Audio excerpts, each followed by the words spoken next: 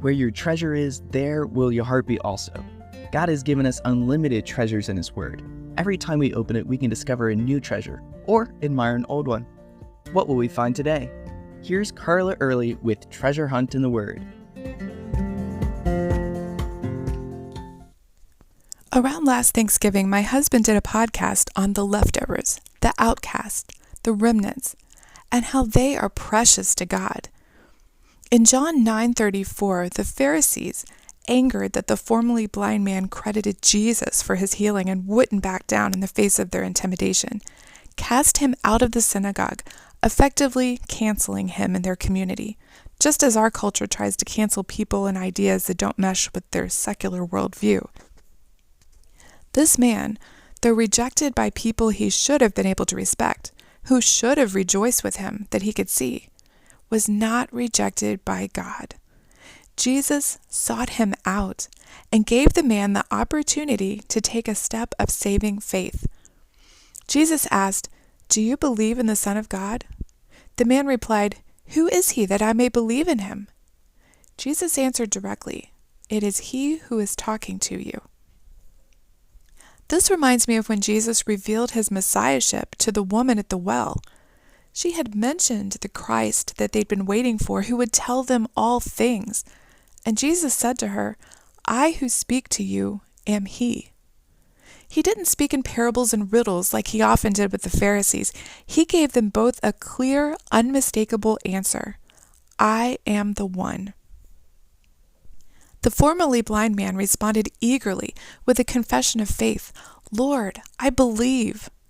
And then he worshiped Jesus. He was all in. Now he could see clearly, both physically and spiritually. But the Pharisees were still blind. Jesus told them so in the next few verses. He basically tells them, "You'd be better off physically blind than spiritually blind. You have seen the light, me, and rejected it, choosing to stay in spiritual darkness." If Jesus hadn't come into the world, people would still be thinking of the Pharisees as the good guys, the ones to imitate. But as Simeon said in Luke 2:34, Jesus came so that the thoughts of many hearts may be revealed.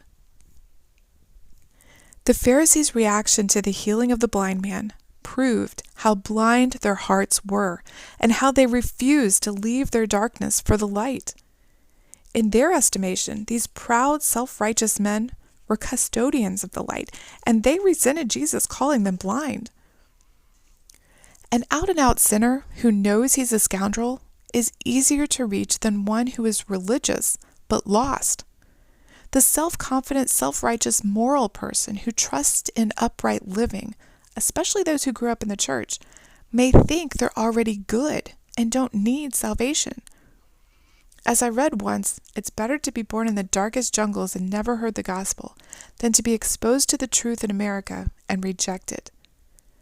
Who do you know who might be blind and needs Jesus' light in their lives? Might that person be you? Or might you have a blind spot in your heart that you need to allow Jesus to shine his light into and open your eyes? You can contact us at treasurehuntintheword@gmail.com. We'd love to hear the treasures God has given you through His Word. You can listen to other episodes on our website, which you can find in the description below. Thank you for listening, and remember, where your treasure is, there will your heart be also.